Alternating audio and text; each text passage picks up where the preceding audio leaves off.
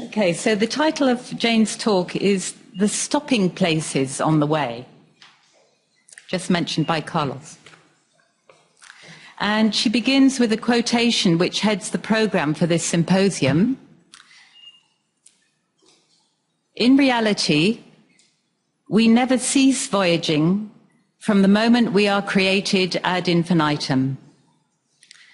Whenever a stopping place, manzil, appears to you, and you say, that is the goal, another road opens up before you.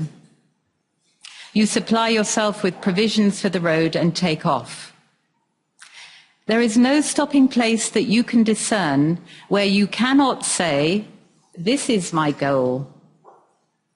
Then, when you reach it, it is not long before you set out once more traveling. So this extract from the introduction to the Kitab al-Isfar emphasizes the endless nature of the journey to and in God. The fact that there is ultimately no end point to the voyaging. However, in this quote, Ibn Arabi also intimates that we do not journey continuously all the time, but that there are places where we temporarily stop along the way. The existence of these, I'm going to argue, is not just because we're illusioned about there being an end point to the journey, but because there is a necessary tension whilst voyaging in God between movement and stillness, traveling and stopping. Space is continuous, and space is delineated by the notion of place. The word Ibn Arabi uses in the quote for stopping place is manzil, plural manazil, whose root is the verb nazala, which means to descend or come down. Its primary meaning is to dismount from a camel or a horse. Another main meaning of the root is to descend from heaven. Therefore, it has the meaning of revelation and is the verb often used for the descent of the Quran. Of course, there are many reasons for stopping on the way. Some of these are trivial, such as the need for food and drink. But there is also the possibility of stopping for the sake of being educated in or informed about some divine knowledge, which is to be found in that particular place, or of consolidating some quality which one needs in order to undertake the next stage of the journey. This principle is well illustrated by Ibn Arabi's own life. In his early years, he traveled extensively throughout Andalusia and North Africa, but he did not journey constantly, but rather from place to place, staying in each for a while to seek out men of knowledge and holy places. Most of the major revelatory or spiritual events we know about from his writings happened not whilst he was on the road as such, but during his stay at one or other of the cities of the region. For instance, the seminal revelation of his role as seal of Mohammedan sainthood whilst he was in the great mosque in Cordoba, or his night journey, Miraj, which happened on his second visit to the city of Fez.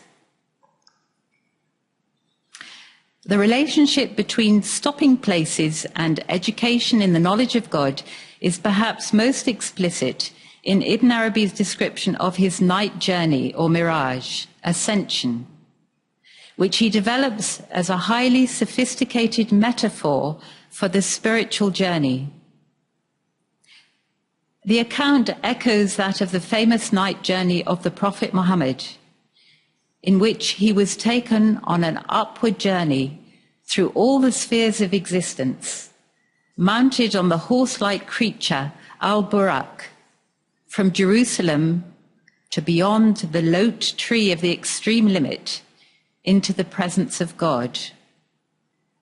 Along the way, he visited each of the celestial spheres from the moon to Saturn, where he was greeted and was welcomed by the prophet who resides there, Adam in the sphere of the moon, Jesus and John in the sphere of Mercury, Abraham in the sphere of Saturn, and so on.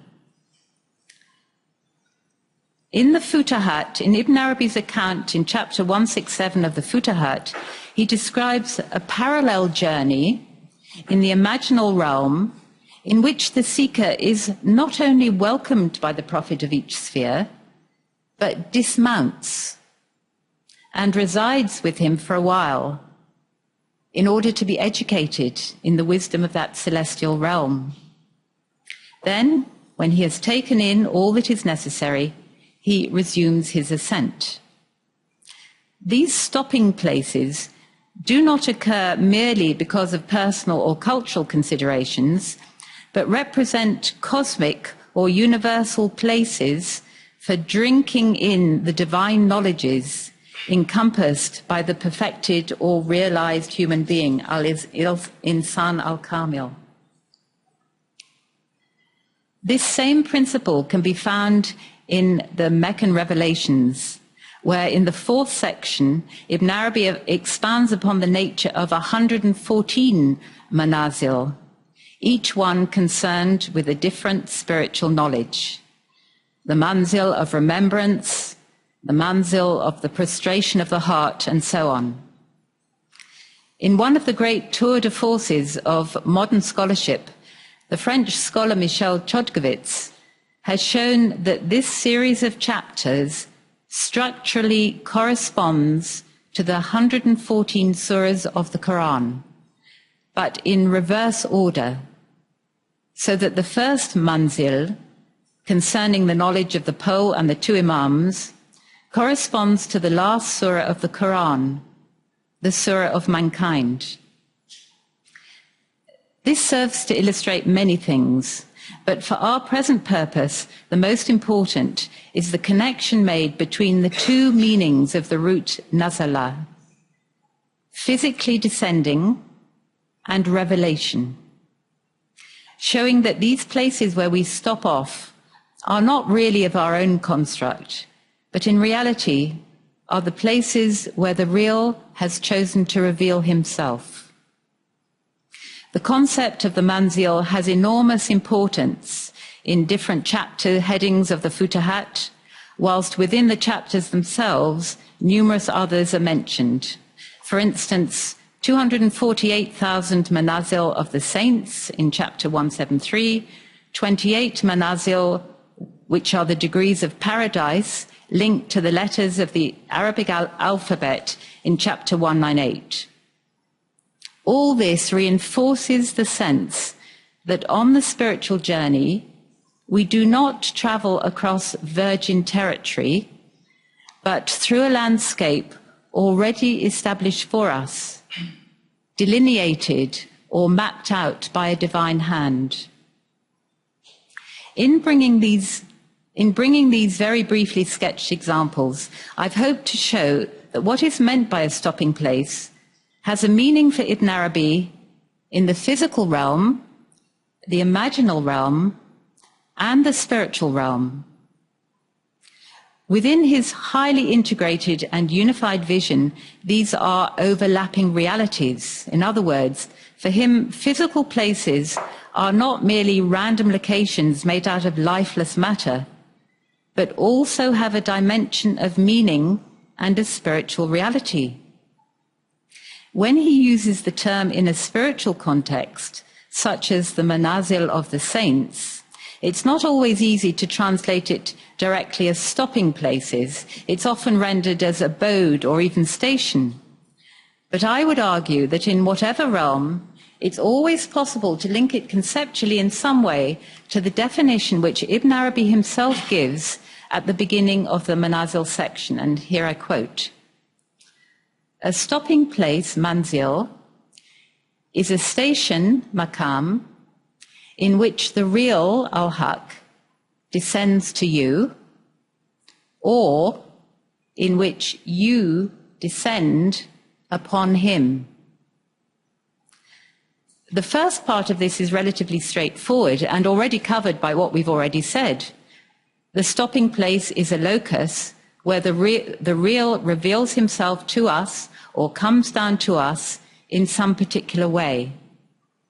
But what is the meaning of us descending upon him? The more normal understanding is that in his descending to us, we rise up, ascend to him, as indeed the metaphor of the night journey might suggest. But I would like to suggest two ways in which we might understand why Ibn Arabi says descending upon. One is that disembarking, getting down from whatever mode of transport we're conveyed by, places us firmly in the ground in a particular place, and so brings us into contact with whatever divine quality is present there. For although the very concept of voyaging relies on the understanding that our goal is distant from us, beyond us, transcendent from whatever place or state we're in, the real is also immanent and present in every state and place. This is the foundational understanding of wahdat al-wujud, with unity of being. The one is beyond all condition and at the same time the essence of all that is conditioned. Therefore, when we stop and get down from our mount, we come into contact with the immanent aspect and find the real as he is here at this moment.